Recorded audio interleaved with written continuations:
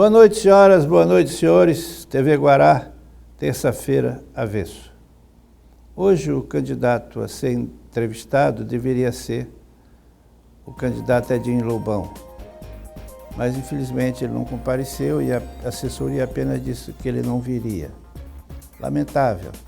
Eu, como jornalista, tinha uma série de perguntas a fazer, numa entrevista que me parecia, sob todos os pontos de vista, excitante. Era também transmissor de algumas perguntas de terceiros que estavam querendo tirar dúvidas. Era uma oportunidade boa para se tirar as dúvidas e para ele crescer. Segundo a nossa pesquisa aqui do Guará, ele está com 20 e poucos pontos, uma exposição melhor, ele poderia chegar aos 30, já um número mais confortável, mas infelizmente ele não veio e vamos então antecipar a entrevista com o candidato Saulo Arcangeli.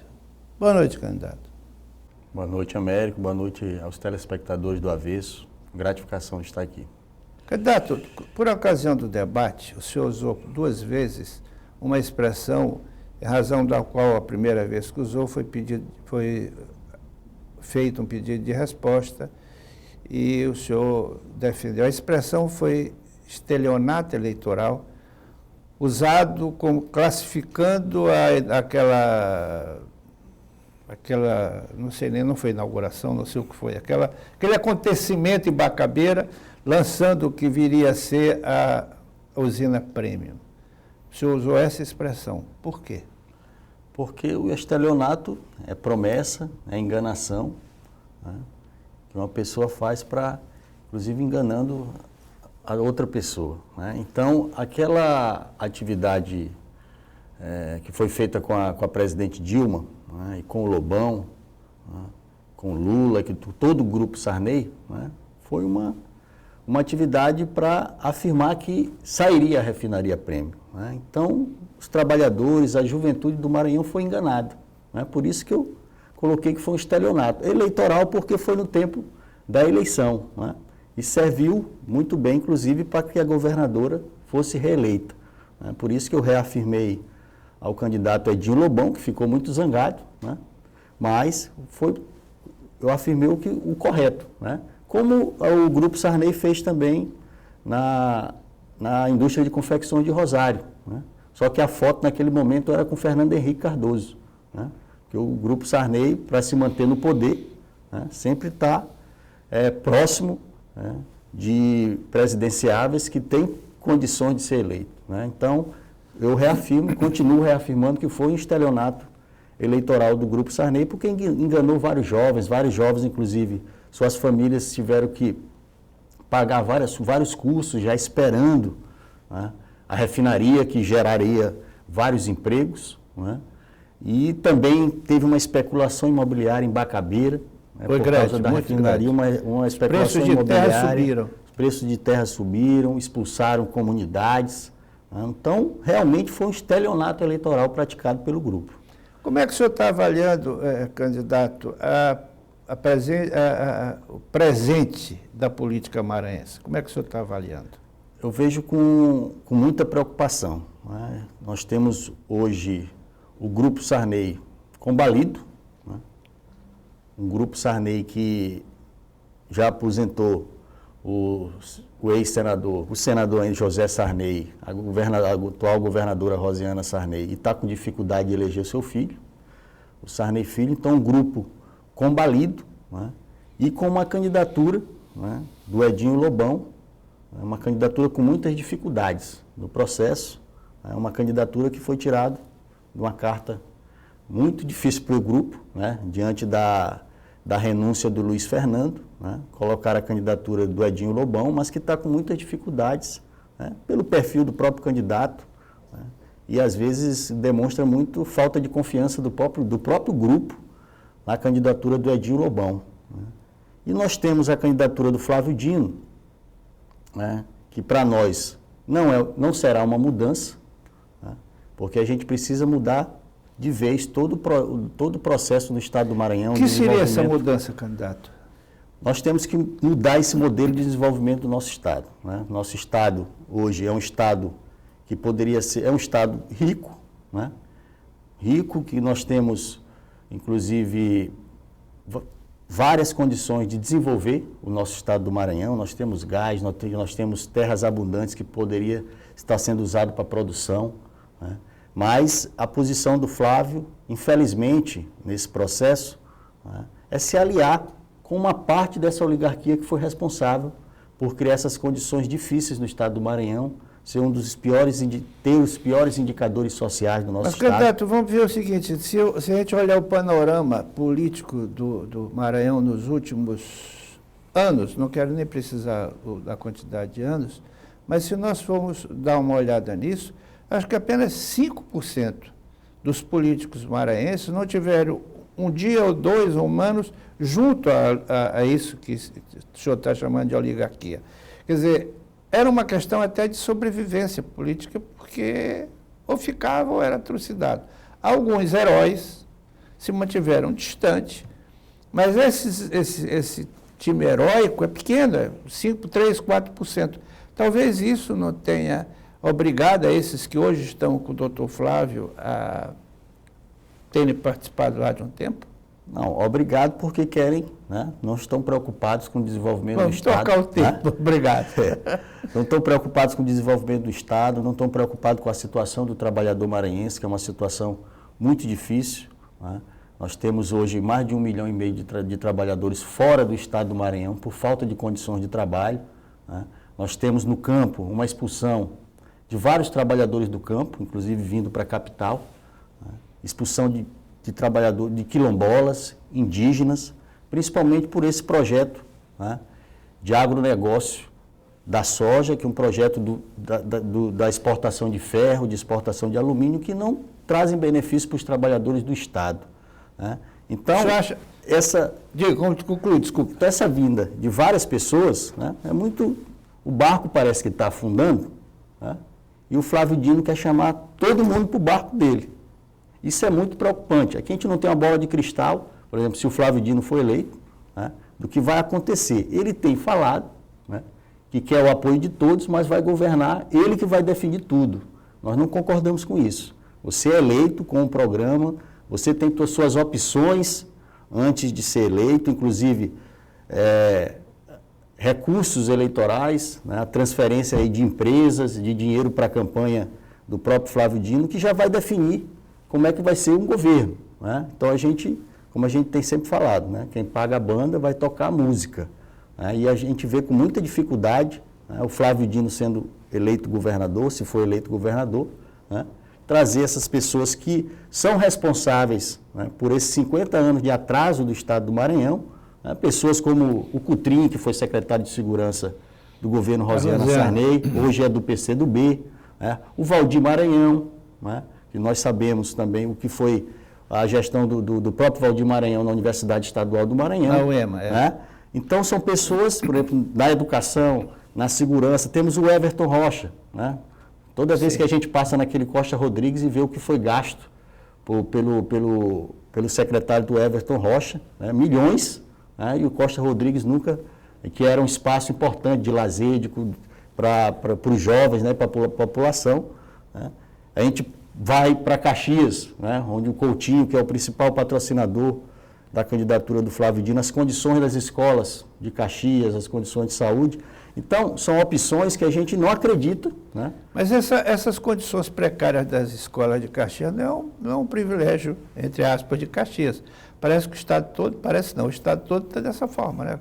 Mas não pode ser tratado dessa forma. O senhor acha que mudança passa exatamente por uma outra visão diante disso? Uma outra visão. Nós temos que ter uma educação emancipadora, né? Nós não podemos ter as condições das escolas em todo o estado do Maranhão, escolas funcionando em galpão, né? Sem biblioteca, sem acesso à própria comunidade. A escola tem que ser um espaço, inclusive na questão da educação integral, que se integre à comunidade, dos pais, dos alunos, que desenvolva uma escola emancipadora, né? E nós temos a escola hoje sem disciplina, mas muitas disciplinas não são dadas, né? Porque não tem concurso público.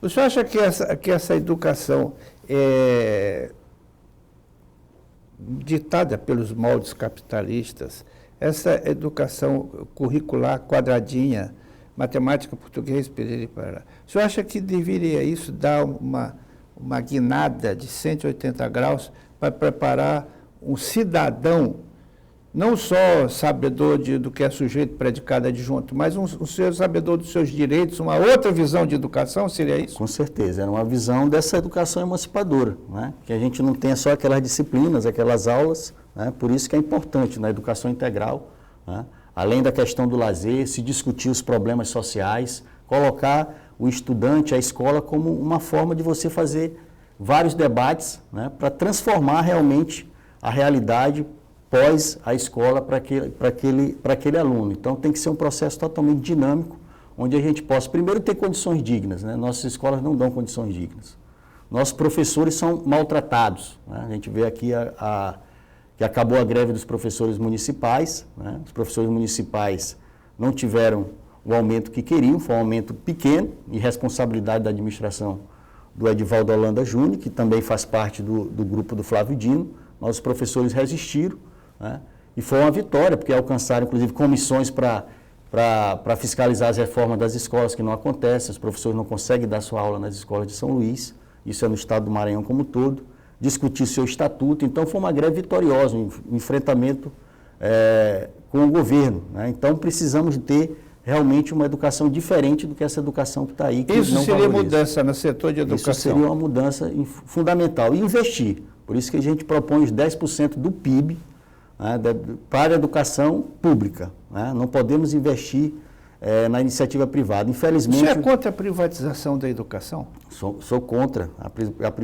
A educação precisa ser pública, né? Porque a gente não pode enriquecer o grande empresariado com a educação. Isso está acontecendo, né? Tanto a nível estadual, as várias fundações que vêm para o estado do Maranhão para arrecadar recursos da educação, que a gente tinha condição de fazer no próprio estado, a partir de concurso público, não só de professor, para vários profissionais. Isso é uma missão do Estado? Isso é uma missão total do Estado e, infelizmente, para favorecer grupos políticos. O senhor acha que, então, você acha que é favorecimento?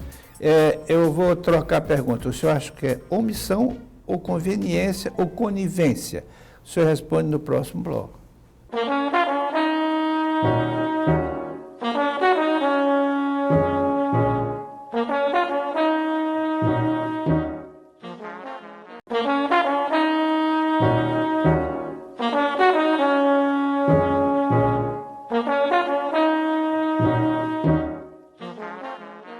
Candidato, a pergunta foi, o senhor acha que isso é omissão, conveniência ou outra coisa mais? Eu acho, Américo, tudo misturado, né? Eu acho que a omissão desse governo, nós podemos ter um indicador, né? O Maranhão, nós temos 21% de analfabetos, né? Com 15 anos ou mais. O governo Rosiano assumiu em 2009 com 19%. Né? Se a gente for ver o orçamento do governo do estado para combate ao analfabetismo, R$200 mil, uma redução. Então, é uma omissão... Menor do que da Secretaria de Comunicação para publicidade. 60 milhões, né? Para a comunicação do governo. E aí, se a gente for ver 600 milhões para fiscalizar o Viva Maranhão, foi 600 milhões de reais. Então, é uma omissão, mas também, né, favorecimento. Né? Então, é o favorecimento desse grupo, é a política do favor, né, que durante esses 50 anos foi utilizado pelo grupo do Sarney para permanecer no poder, né? Um grupo que levou milhões de pessoas, né? Inclusive pessoas que foram mortas no campo. Né? Hoje o Estado, pelo 4º ano, é o maior estado de conflitos no campo. Candidato, somos campeões de conflito no campo. Mortes, a Pastoral da Terra, MST, esses grupos organizados, eles diariamente reclamam disso, diariamente fazem um anúncio macabro e o governo está de braços cruzados, permanece de braços cruzados. Na sua opinião, o governador que se eleger, o senhor, o Flávio, ou quem seja, o senhor acha que atitude tem que tomar em relação a isso? Primeiro, para o campo, né, nós temos que fazer uma reforma agrária nesse estado, né, inclusive com expropriando terras. Nós temos hoje um investimento mínimo na agricultura familiar. Então, a gente temos que investir na agricultura familiar, garantindo que os órgãos de assistência técnica que foram extintos... Posso fazer um parênteses? O senhor pode, dentro dessa pergunta, fazer uma diferença entre o que seja agricultura de subsistência e agricultura familiar? A agricultura familiar, né, o primeiro momento é uma agricultura de subsistência, mas que podemos gerar... Tem um excesso. Tem um excesso que, dependendo de como o governo tratar, os órgãos técnicos de assistência técnica, pode ser, né, utilizado para geração de renda. Então tem que garantir o escoamento, garantir a comercialização. Né? A oligarquia extinguiu, né, vários órgãos de assistência técnica, então a gente precisa revitalizar esses órgãos de assistência técnica, porque tem que ter uma reforma agrária, dividir a terra do estado do Maranhão, acabar com esse modelo, porque é uma grande preocupação. Né? A cada ano aumenta a área plantada, por exemplo, de soja, já com 33%, quase a metade da área do Maranhão é para plantar soja. Isso traz um problema para o meio ambiente, com a utilização de agrotóxicos, né? Isso polui os rios, polui o solo, né? Então retira os trabalhadores que queriam plantar, né? A plantação de eucaliptos hoje, para garantir a Suzano, né? É criminosa. É criminosa. E a gente sabe que a Suzano bancou várias candidaturas, né? Por exemplo, o Madeira, que hoje é aliado do Flávio Dino, recebeu recurso da Suzano. O PCdoB recebe recurso da Suzano, né, a nível nacional. Então, por isso que fica muito difícil, né, como um candidato, né, como o Flávio Dino defendeu uma agricultura familiar, uma reforma agrária, se tem apoio do agronegócio, né? Então, tem que ter uma posição no meio do campo. Como é que o seu partido vê o agronegócio, se esse agronegócio é responsável por mais de 50% do PIB brasileiro? Faz o quê? Acaba com isso? Eu acho que a gente tem que acabar com esse modelo do agronegócio, né? Eu acho que com uma reforma agrária nesse país nós vamos conseguir gerar alimentos, né? Porque principalmente o que o agronegócio faz no estado do Maranhão, né? Planta soja, você não tem nenhum processo de transformação e vai embora do estado do Maranhão. Sai in natura daqui. Sai in natura, não paga nem o ICMS, né? Que é uma matéria-prima, né? Pela Lei Candir não pode pagar o ICMS. Então você retira, né? E aí a gente tem uma falta de segurança alimentar no estado do Maranhão. 90% dos produtos a gente vai numa feira, vem do Ceará, vem de Pernambuco, aí o estado tem todas as condições. Coco d'água vem do Pará. Do Pará, o nossa Jussara foi embora, a gente toma açaí do Pará, né? Então tudo se acabou, o buriti, o cupuaçu está se acabando, o abacaxi que resiste, né? E várias culturas que poderiam ser produzidas no estado do Maranhão, né? O arroz, que a gente foi um grande produtor, a gente importa do Suriname, né? Mas, candidato, você não acha, isso não era esperado na hora que um governo acaba com a Secretaria da Agricultura? Com certeza. Então, o governo Rosiana acabou com a Secretaria da Agricultura, acabou com os órgãos de assistência técnica para isso, né? Para favorecer o agronegócio. Se a gente for ver o orçamento do Estado com o agronegócio, é 8 ou 10 vezes maior do que com a agricultura familiar. Então, isso é um projeto da própria oligarquia que tem que ser quebrado, né? E aí a gente tem que ter peito para ser quebrado, né? Por isso que a gente tem que expropriar a terra, tem que ser um programa realmente para a gente voltar de mudança, voltar a produzir nesse estado. Os rios do Maranhão estão se acabando, né? Aí entra a questão do saneamento ambiental. Como é que a gente pode, em 2014, apenas 6% dos municípios ter esgoto sanitário, né? Aqui a nossa capital são 12 toneladas de esgoto que são jogados no mar e nos rios. Os rios nossos estão acabando, né? Rios que poderia ser para a produção da pesca, que poderia gerar água de qualidade para a população, né? Hoje a gente tem uma CAEMA desestruturada, o Ricardo Murat, o secretário Ricardo Murat, terceirizou a CAEMA, os serviços da CAEMA, os servidores não são valorizados, então a gente precisa fortalecer a CAEMA, garantir água para toda a população, inclusive os municípios, onde tem sistema de saneamento, sistema de abastecimento de água próprio, trazer para a CAEMA, porque com isso vai diminuir os custos, vai baratear a água, porque até a água está terceirizada. Se a gente for em Ribamar, empresas terceirizando a água. Então, tudo isso... E parece que essa terceirização de água em Ribamar e Passo do Lumiar, correto, parece que é meio prejudicial. Prejudicial à população, que vai ter que pagar água mais cara, e para beneficiar sempre a iniciativa privada e beneficiar os prefeitos.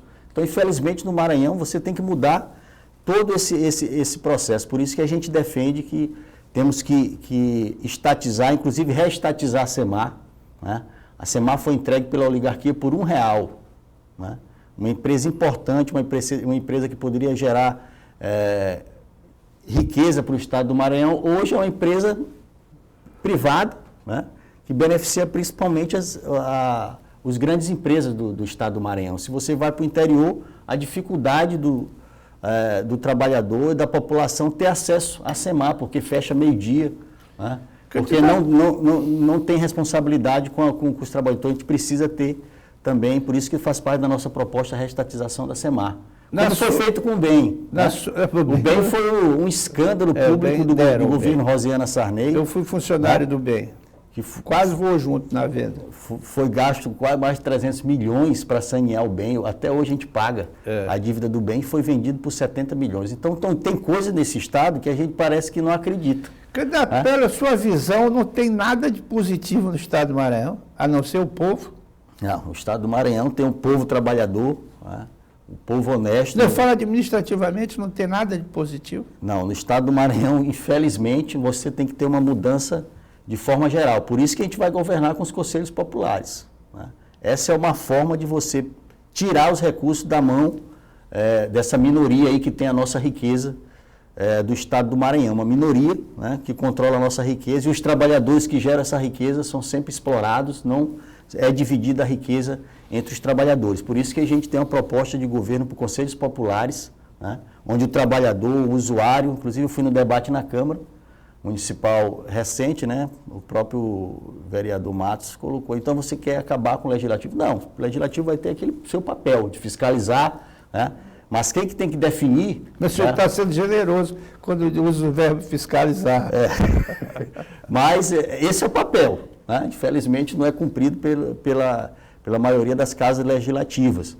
Por isso que a gente tem que definir um conselho popular mais deliberativo. Não aquele modelo de orçamento participativo que o trabalhador ia, fazia a discussão do orçamento, quando chegava lá, tirava tudo, né? E aí os trabalhadores ficavam numa situação difícil, iam para as reuniões, achavam que poderiam discutir como é que vai ser investido na educação, como é que vai ser investido na saúde, como é que vai ter uma segurança.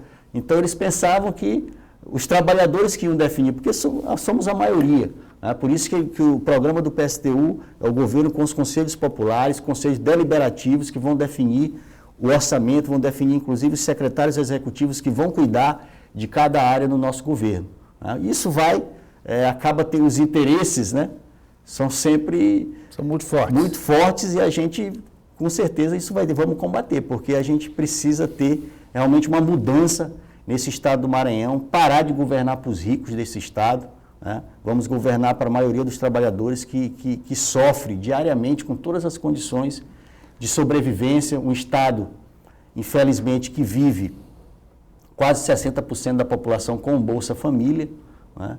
Porque achamos que o Bolsa Família, emergencialmente, num estado pobre, né, tem uma funcionalidade, principalmente para gerar o comércio, para sair da extrema pobreza no estado do Maranhão, que mais quase 1 milhão de maranhenses ainda estão na extrema pobreza, mas acaba sendo um programa... Né, virou salário. Só tem entrada, né, ninguém sai, vai quase 4 milhões de pessoas. E a média de uma família que recebe o Bolsa Família é R$ 173, né? Uma média de uma família de 4 pessoas, ele tem que se virar de outra forma, né? Mas com isso você perde a geração de emprego no nosso estado. Então a gente tem que mudar esse modelo de desenvolvimento para acabar, né, inclusive com essa política aí emergencial de Bolsa Família que você não supre as necessidades da população, porque a população não tem um acesso à saúde, de um hospital, não tem acesso a uma educação, porque qual é o critério do Bolsa Família? Está matriculado, né?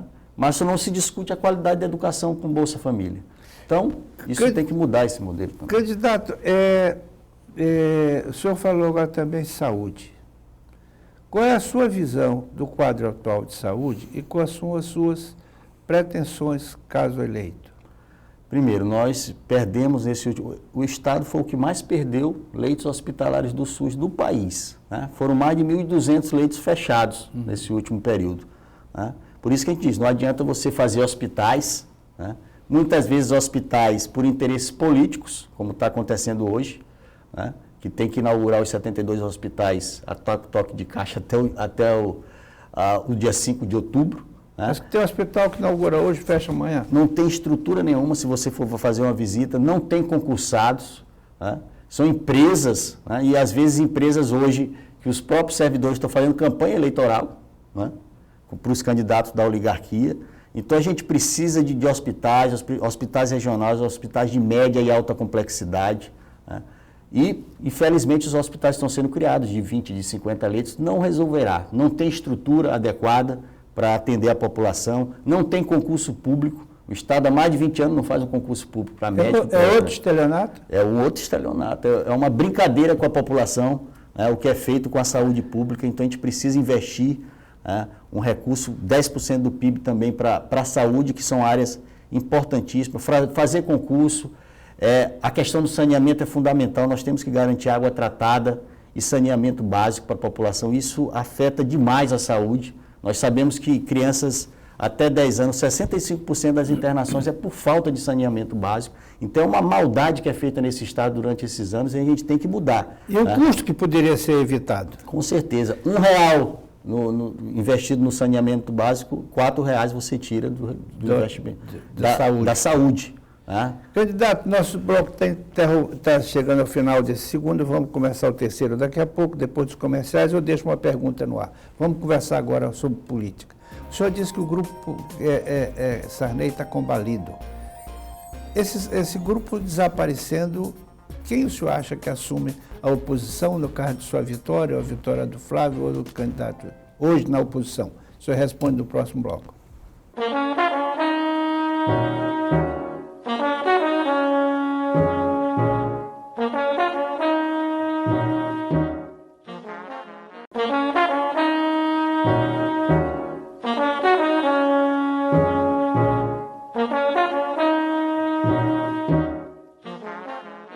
Candidato, vamos agora enveredar para a política, como a gente combinou no final do bloco anterior. Veja bem, o senhor disse no começo da entrevista que o Grupo Sarney está combalido. É evidente, o senador Sarney se aposentou, não é mais candidato. A governadora Rosiana também ficará sem mandato a partir de 15. A eleição do Sarney Filho está sob júdice, aí tem uns processos rolando e tal. É possível que a família Sarney chegue em 2015 sem mandato. Seria, pela lógica, em caso de sua vitória ou de outro candidato de oposição, seria, pela lógica, o grupo de oposição a partir de 15. Mas um grupo sem mandato não é um grupo político. O que o senhor acha que lideranças acontecerão? O que acontecerá numa eleição nova no Maranhão, de uma pessoa nova, não digo nem novo em matéria de mudança, mas novo em matéria de nome para o quadro político maranhense? Como é que o senhor olha essa expectativa? Como eu falei, né, o grupo combalido, né, com a aposentadoria, né, do José Sarney e da Rosiana Sarney, né, e o Sarney Filho nunca foi, né, de confiança, inclusive, para ser uma liderança desse grupo. Então, eu acho que o grupo hoje não tem quadros para assumir esse papel, né? Porque o próprio Edinho Lobão, nós sabemos que também não é um quadro da estrita confiança, né? O próprio senador João Alberto já tem falado que também vai se aposentar. Né? Porque aí, quando o barco vai afundando, né, as pessoas têm que tomar outro rumo, né? Ou vão para o lado aí que poderá ser o governo, como estão fazendo com o Flávio Dino, muito bem recepcionado pelo Flávio Dino, que é muito triste, né? O Flávio Dino sempre coloca que veio da luta dos trabalhadores, foi advogado, mas, infelizmente, em várias entrevistas, inclusive na Guará, ele está chamando a oligarquia para dentro desse governo, né? Então, o senhor acha que foi da oligarquia não tem salvação? Esses que estão aí, com certeza, que eu citei alguns e tem mais vários dessa lista, eu acho que não tem salvação, né? São responsáveis por esse quadro social do Estado do Maranhão e não é em 1 e 2 meses que ele vai mudar, Roberto. Não tem indulgência? 1 e 2 meses, mas ele não muda de repente. 1 ou 2 meses, como o Sebastião Madeira, que há 2 meses estava apoiando o Luiz Fernando, não muda a cabeça de uma hora para outra o pensamento, não, né? Então, nós temos essa caracterização. E, em relação a uma oposição a um futuro governo, se nós não estivermos lá no futuro governo, que vai ser um governo dos trabalhadores, nós temos que fazer uma oposição na organização dos trabalhadores. Essa é a nossa proposta, inclusive, na eleição, né? Sabemos que é um processo nada democrático, né? Tirando a Guará, que tem nos colocado em todos os debates, né? As demais televisões estão nos excluindo dos debates, né? A SBT já nos excluiu, a própria Bandeirantes vai fazer um debate e não nos convidou, a Mirante também deve nos excluir do debate, né?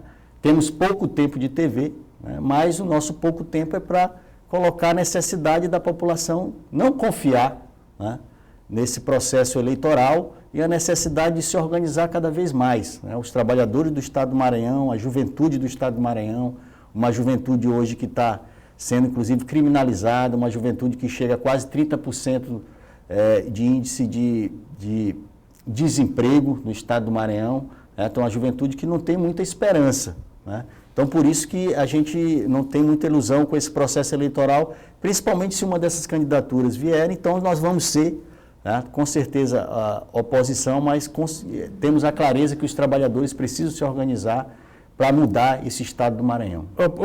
Vamos supor que o senhor não ganha a eleição. Então, o PSTU seria um partido sem mandatos no Estado. Essa oposição seria através de manifestações de rua? Não, com certeza. O nosso partido, Américo, o nosso partido sempre esteve nas ruas, sempre esteve nas manifestações, passamos também em junho, as manifestações de junho, né? E apoiando as greves dos trabalhadores, apoiando a luta dos trabalhadores com os patrões, porque a gente sabe que no sistema capitalista, cada dia, né, a mais-valia, a ganância dos empresários vão cada vez mais querer retirar os trabalhadores. Então, caso não cheguemos ao governo do Estado, né, nós vamos estar junto dos trabalhadores, né, fazendo a oposição a esses governos, porque achamos que esses governos não vão mudar esse modelo de desenvolvimento do nosso Estado, né? Por isso que vamos estar junto dos trabalhadores na luta, nas ruas, como sempre tivemos, né? Isso é muito tranquilo para nós, né? Passamos o processo eleitoral, né? Achamos que é importante o voto no PSTU, é importante o voto para quem não está satisfeito com nenhuma dessas candidaturas que estão aí, porque é uma alternativa socialista, né? Porque o socialismo que defendemos é um socialismo onde a riqueza seja distribuída para quem realmente produz, que são os trabalhadores. Não podemos aceitar uma Vale do Rio Doce com 6 horas de trabalho, paga o salário do trabalhador, com 6 horas de trabalho em um dia, né? Isso é uma exploração do sistema capitalista, por isso que a gente precisa de uma nova sociedade, uma sociedade onde a riqueza seja dividida entre os trabalhadores, onde os trabalhadores, a juventude tem acesso ao trabalho, à educação, à saúde, e não a forma que está aí do sistema capitalista que cada vez mais explora e oprime. Mas a redistribuição de riqueza, ela passa necessariamente por conflito. Com certeza. Como administrar esse conflito? Nós sabemos que assumindo o governo do Estado, não vamos implementar o socialismo do Estado do Maranhão. Então, a gente tem que ter uma transição, um processo de mediação, né, principalmente com os anseios prioritários dos trabalhadores e da juventude do nosso Estado. Por isso que vamos governar com os conselhos populares. Esse é o primeiro momento para conseguir avançar, porque sabemos que uma sociedade socialista, né, tem que ser uma sociedade mundial, onde a gente mude todo o modo de produção, né, inclusive extinga a propriedade privada dos meios de produção, que os trabalhadores que precisam gerir toda a produção do Estado, toda a produção do mundo. Né? Por isso que temos uma candidatura diferente, uma candidatura realmente dos trabalhadores, é uma opção de esquerda, uma opção socialista nesse processo. O senhor acredita que uma redistribuição de terra evitaria esse êxodo rural para as cidades, para os centros urbanos maiores, eliminando grande parte da insegurança e da criminalização, bandido, assalto, essas coisas? O senhor acha que seria por aí? Teriam esse subproduto maravilhoso? A violência, né, as duas principais causas da violência, né, é a falta de emprego e a falta de renda. Né? Nós tivemos no Estado do Maranhão, né, antigamente, a maioria da população, mais de 60%, era do campo. Hoje reverteu, hoje nós temos em torno de 35% da população do Estado do Maranhão no campo, porque foi expulsa. Né? E as pessoas vieram para os grandes centros, né? Os grandes centros sem condições de receber essas pessoas, né? E isso aumenta bastante o processo da violência. Os desempregados, os jovens, né, ficam presas fáceis da violência, das drogas, e isso causa o que está acontecendo hoje no Estado do Maranhão. Né? Uma insegurança de forma geral, né, em todos os municípios do Estado, porque também não tem uma política de segurança de Estado, né? A política de segurança do Maranhão é dependendo do secretário, né? Então a gente tem que ter uma política de segurança onde a gente priorize a segurança preventiva. Hoje é uma segurança apenas repressiva, né? Nas principais periferias das nossas cidades, infelizmente, a intervenção do Estado é mais uma intervenção da polícia.